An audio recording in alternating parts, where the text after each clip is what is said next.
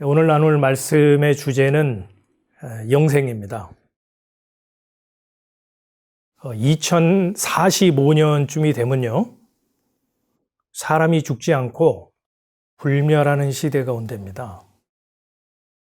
어떤 사람이 예측한 것인데, 이 시기가 되면 지금 현재의 과학 기술의 그 속도로 봐서 우리의 DNA가 다 밝혀지고, 그래서 우리의 병과 또 우리의 육신의 이런 죽음의 문제를 극복하고 해결할 수 있답니다.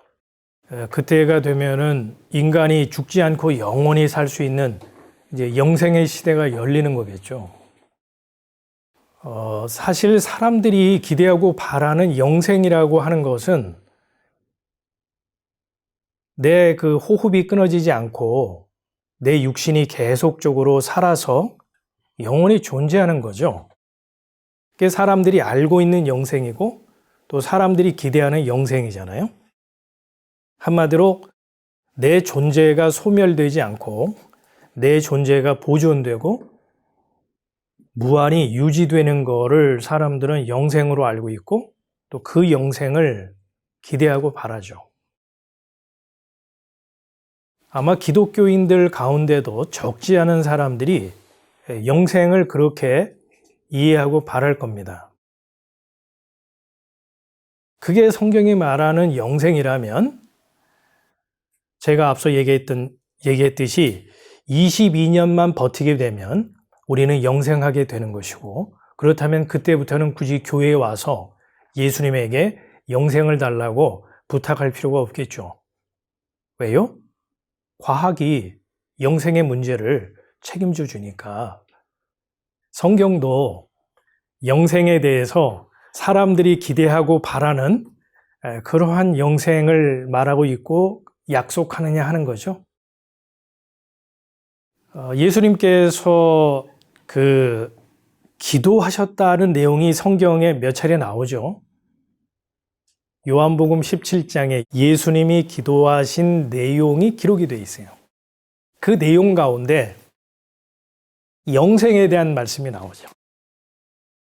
영생은 유일하신 참 하나님과 그의 보내신 자 예수 그리스도를 아는 것이다. 이제 그 내용을 오늘 우리가 좀 살펴보면서 내가 기대하고 바라는 영생과 예수님이 약속하시고 말씀하신 영생이 뭔지 한번 비교해 보자는 거죠. 유일하신 참 하나님이라는 말의 의미를 이제 우리가 좀 짚어보려고 해요. 유일하다고 하는 것은 하나를 말하는데요. 어떤 의미냐면요. 두 사람이 있는데 이 두 사람이 마음과 뜻이 합하여 하나로 결합된 상태, 연합한 상태를 하나라고 말하고 그거를 유일이라고 말하는 겁니다. 우리가 부부는 일심동체다 이렇게 표현하잖아요. 부부가 어떻게 동체가 될 수 있겠어요? 물리적인 한 사람과 또 하나의 물리적인 육체를 갖고 있는 사람이 동체가 될 수 있습니까? 될 수 없죠. 그럼에도 부부는 일심동체다 이렇게 말해요. 같은 마음과 같은 뜻을 품어 하나로 결합된 관계다라는 말이겠죠. 그걸 일심동체라고 말하는 거죠. 그것처럼 유일하다라고 하는 것은 하나를 말하는데 그것은 두 대상이 마음과 뜻이 같아 한 마음으로 연합된 상태를 말하는 거예요. 참은 뭡니까? 참의 반대말은 뭐죠? 거짓이죠. 마귀를 거짓의 아비라고 그러잖아요. 성경에서 마귀를 거짓의 아비라고 그래요. 그럼 마귀가 무슨 말을 했길래 거짓의 아비라고 그러고 거짓말하는 자라고 할까요? 선악과를 따먹으면 내가 선악 판단의 주체가 되어 내가 하나님처럼 주인 노릇하며 머리 노릇하며 살게 될 거야. 네가 하나님처럼 될 거야. 그 말을 성경은 참말이 아닌 거짓말이라고 해요. 그래서 그 말을 한 장본인 마귀를 가리켜서 거짓의 아비라고 하는 거예요. 참이라고 하는 것은 바로 그 거짓말, 그 거짓과 대척점에 있는 분이다라는 말로서의 참이에요. 이 참을 다른 말로는 진리라고도 하죠. 자, 그러니까 유일하신 참 하나님이라고 하는 것은 아들 예수 그리스도와 한 마음, 한 뜻을 가져 연합된 관계 속에 있는 그 은혜의 아버지라는 말이에요. 그 아버지가 보내신 자 누굽니까? 아들 예수 그리스도. 그렇죠? 요한복음 17장 2절에 나오는 말씀에 의하면 성부 하나님이 아버지가 아들에게 만민을 다스리는 권세를 위임하셨답니다. 그러니까 그의 보내신 자라고 하는 것은 성부 하나님이 아버지가 아들 예수에게 만민을 다스리는 권세를 위임하여 보냈다라는 말이죠. 그 예수가 그리스도다라는 거예요. 그 예수가 그리스도다. 이 예수는 뭡니까? 말씀이 육신이 되어 우리 가운데 나타나신 분입니다. 라고 사도 요한이 요한복음 1장에서 진술했죠. 예수는 하나님의 어린 양으로서 대속의 죽음을 죽으시기 위해 대속물로 오신 하나님의 어린 양이죠. 자, 이걸 아는 것을 뭐라고요? 이 아는 것을 영생이라고 한다는 거예요. 제 말이 아니고 예수님이 하신 말씀이에요. 여기서 이 아는 것이라고 하는 것은 좀 더 설명을 드리자면 이거는 뭐뭇에 대하여, 뭐뭇에 관하여 아는 게 아닙니다. 정보, 지식 차원의 알을 말하는 게 아니에요. 예를 들면 오 목사는 키가 얼마고 어느 대학을 나왔고 또 오 목사의 아내는 누구고 애는 몇 명이나 있고 이런 거는 오 목사에 대해서 아는 거예요. 근데 여기서 아는 것은 그런 알미 아니고 오 목사의 기질, 오 목사의 성품, 오 목사의 비전, 오 목사의 마음, 오 목사의 속성을 아는 걸 아는 것이다 라고 한다는 거예요. 그럼 우리가 이제 질문이 곧바로 나오죠. 유일하신 참 하나님과 그의 보내신 자 예수 그리스도를 아는 것이 영생이라고 했는데 우리가 그 하나님과 그 예수를 어떻게 아냐고요? 우리가 아는 것은 뭐예요?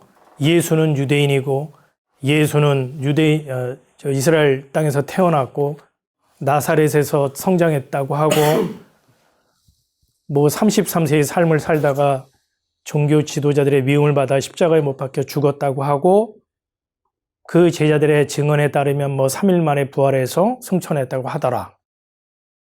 그런 정보적인 알미고 겉으로 드러난 예수에 대해서 하는 거지 우리가 예수를 어떻게 알아요? 하나님은 더더욱 그렇죠. 우리가 언제 뭐 하나님 만나봤습니까? 하나님과 만나서 사귀어봤어요? 하나님과 만나서 식사라도 해봤습니까? 커피 마시면서 대화라도 해봤어요? 하나님 어떻게 알아요? 우리가 아는 건 다 껍데기죠. 우리 인간들이 알고 있는 영생은 다 꽝입니다. 이 영생은요, 사람이 어떻게 해서 주어지는 결과가 아니에요. 영생은 내가 무엇을 해서 결과되는 것이 아닙니다. 로마서 6장 23절에 보니까 죄의 삭은 사망이요. 하나님의 은사는, 하나님의 선물은 우리 주 예수 그리스도 안에 있는 영생이더라. 이렇게 말했잖아요. 사도 바울이. 하나님의 선물은 뭐라고요? 하나님의 선물은 영생이다라고 얘기를 했잖아요. 그러니까 영생은 우리가 우리의 이성과 합리와 우리의 열심과 정성을 통해서 결과되는 보상이나 대가가 아니고, 이 영생은 하나님으로부터 주어지는 선물이랍니다. 부자 청년이 예수님께 와서 질문했죠. 선생님, 내가 무엇을 해야 영생을 얻으리까? 내가 어떤 일을 해야 영생을 얻으리까? 이렇게 질문을 했어요. 그게 자연적 인간의 질문입니다. 그게 영생을 받지 못한 자의 질문이에요. 제가 조금 곁으로 나갈게요. 여러분 인터넷이나 유튜브를 열어보면 이 세상은요, 전부 방법입니다. 방법을 얘기를 해요. 공부 잘하는 방법, 책 한 권을 쉽게 암기하는 방법, 명문대학에 들어갈 수 있는 방법, 비즈니스를 잘할 수 있는 방법, 다 방법입니다. 그 방법을 제시하죠. 그래서 그 방법을 열심히 최선을 다해서 하게 되면 네가 원하는 그 결과를 얻을 수 있어 라고 얘기하는 게 이 세상입니다. 심지어 교회까지도 방법과 비결을 제시하고 있어요. 유튜브를 열어보세요. 하나님의 음성을 듣는 방법, 기도의 응답을 받는 비결, 진정한 회개에 이르는 7가지 단계, 비결. 저는 그걸 보고 깜짝 놀랐어요. 이 성경이 말하고 있는 유일한 약속은 다 선물입니다. 위로부터 주어지는, 값없이 주어지는 은사, 선물이에요. 그런데 성경을 가르친다, 예수를 전한다라고 하는 사람들이요, 유튜브에서 방법을 제시하고 있어요. 성경은 방법을 제시하지 않아요. 그건 누가 했던 수법이냐? 에덴 동산에서 마귀가 했던 거짓말입니다. 네가 선악과를 따 먹는다면 너도 내 눈이 밝아 네가 하나님처럼 내 인생의 주인 노릇하며 살게 될 거야. 네가 뭐뭐뭐뭐만 한다면 넌 이렇게 될 거야. 이게 마귀의 거짓말이고 세상의 방식입니다. 그걸 우리는 과학이라고 말하기도 하고 이성적이다, 논리적이다, 합리적이다 라고도 말하죠. 성경은요, 그 세상의 방식과 완전히 대척점에 있어요. 은혜, 선물. 그래서 유일하신 참 하나님이 독생자 아들을 기꺼이 죄인들을 위해서 내어주시겠다고 하는 그 사랑, 이 아버지의 그 뜻, 그 계획, 그 마음과 하나 되어 아버지의 뜻을 받아 이 땅에 대속물로 오신 예수 그리스도의 그 은혜. 다른 말로 대속은 용서죠. 그래서 영생이 뭐냐? 우리가 어디 가서 방법을 배워가지고 얻어지는 것이 아니고 아버지의 그 사랑, 아들의 그 용서가 우리의 심령 가운데 밀려 들어오면 그 사람이 영생의 맛을 본 사람이고 영생의 삶을 누리는 자인 거예요. 그걸 영생이라고 해요. 그래서 이 영생은요, 우리가 예수 믿고 죽어서 천국 가서 누리는 복이 아니에요. 예수님이 말하시는 이 영생은요, 내가 아들을 주시기까지 우리를 사랑하신 그 사랑, 자신의 몸을 완전히 번제처럼 희생하여 우리의 죄를 대속하신 그 용서가 내 마음에 밀려 들어온 그 사람은요, 지금 영생을 맛보고 누리는 자입니다. 성경이 말하는 영생은 미래로 유보된 복이 아니라는 걸 아셔야 돼요.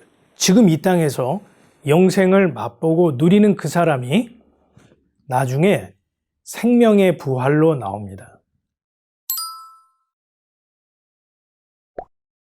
목사님, 영생을 받은 자와 영생을 받지 못한 자의 차이가 있다면 어떤 것이겠습니까?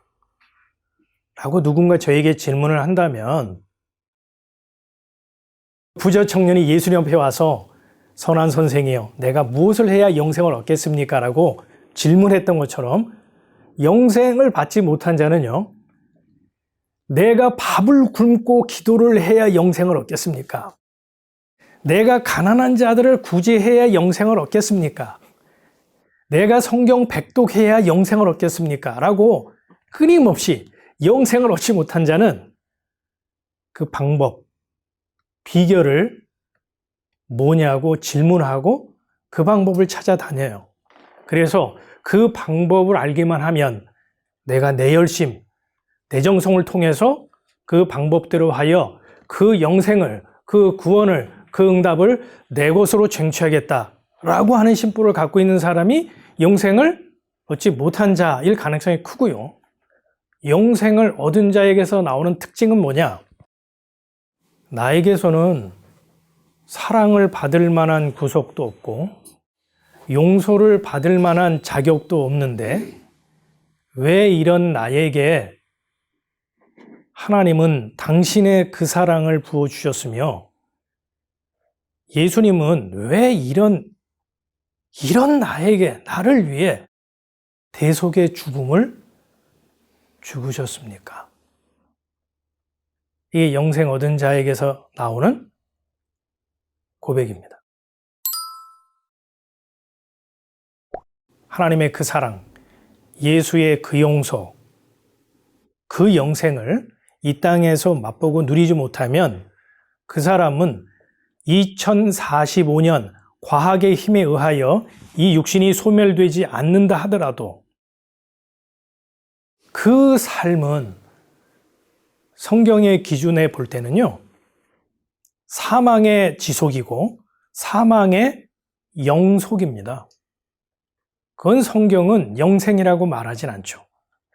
이런 표현을 쓰면 굉장히 죄송하지만 성경은 그런 자의 영원한 삶을 좀비의 삶이라고 그래요. 영적으로는 죽어 하나님과 분리 단절되었는데 육신만 살아서 계속 활동한다면 그건 좀비죠. 그래서 저는 이 말씀을 마무리하면서 저와 여러분이 하나님의 그 사랑, 예수 그리스도의 그 용서, 그 은혜가 우리의 인생의 여정 가운데 위로부터 흘러 우리에게 임하기를 소원하고 기도하고 또 기원합니다.